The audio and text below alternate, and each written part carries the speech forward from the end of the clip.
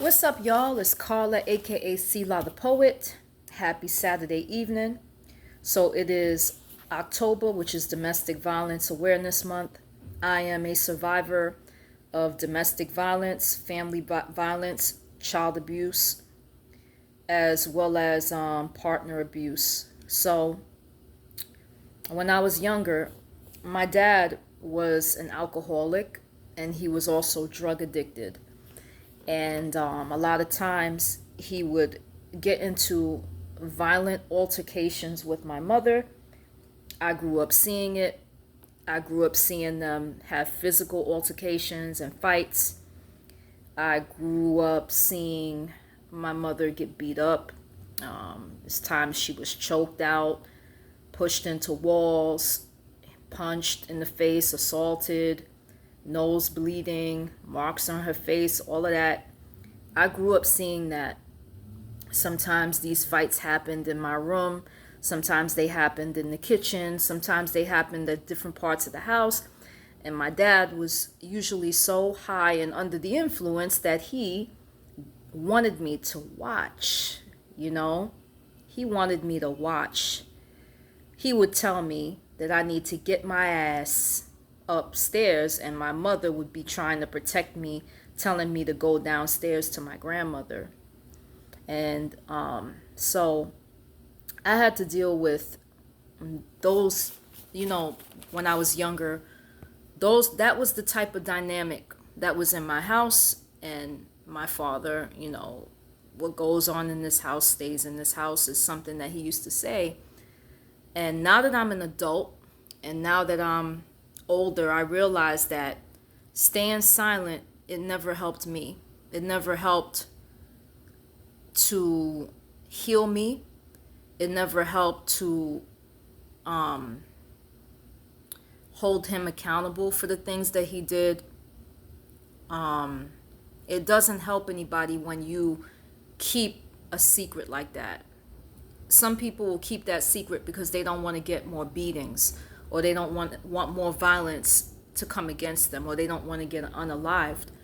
But when you hold something like that, where you're being hurt, you're being abused, you're being violated, you're being, assaulted, when you hold secrets like that and you never tell anybody, all it does is hurt you and protect the crimes of the perpetrator, protect the abuse of the perpetrator. So during this month, I usually go through, because I have complex PTSD as a result of all of my traumas and the things that I've been through. I go through a lot of flashbacks. I have dreams, intrusive memories, sometimes nightmares.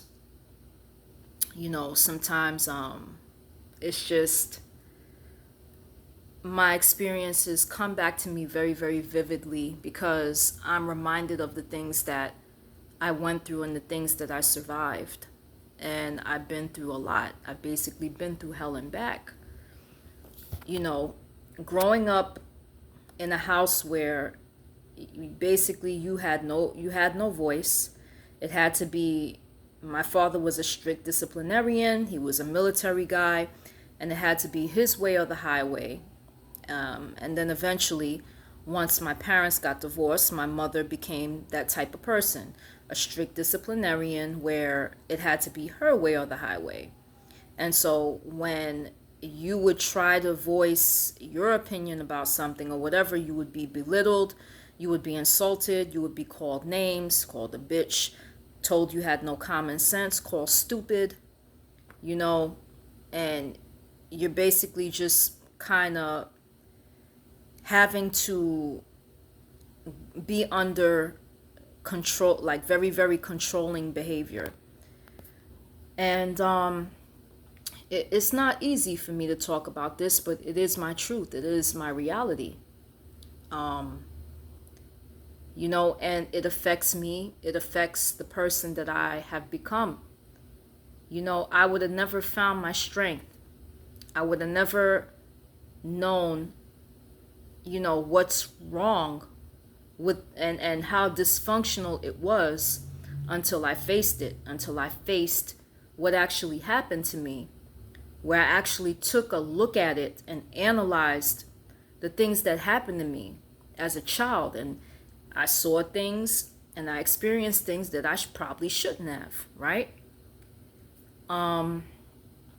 So, you know, when you go through and you try to keep all of those memories and those intrusive thoughts out of your head, sometimes, even thoughts of, dare I say, suicide, and thoughts of, just trying to end the thoughts that come into your head, stuff like that also comes. And you have to actively resist and actively fight off thoughts like that.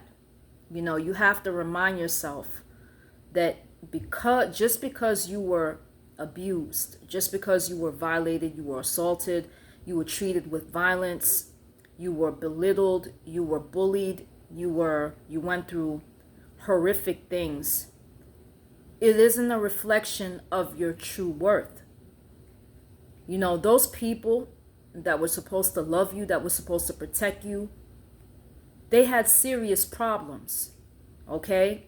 They were the ones that had either a mental illness or a cruelty problem or violent and anger issues that had nothing to do with you. That was them. And you have to sometimes be able to separate yourself from them and their treatment. And that's something that through therapy I've had to learn how to do. Separate myself from the things that actually happened to me. And I have to actively resist, depression, and resist, thoughts, thoughts of maybe self-hatred or whatever you want to call it, self-depreciation.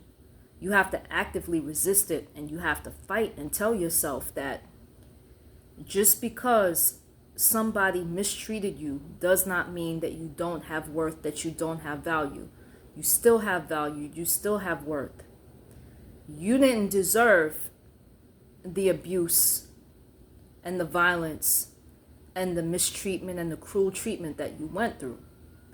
Those people who did that and people who treat others like that are the ones that have a problem. It's not you, it's them. And that's something that as survivors we have to learn and we have to hold on to. So this is the first part of my video vlog, and I will do a part 3.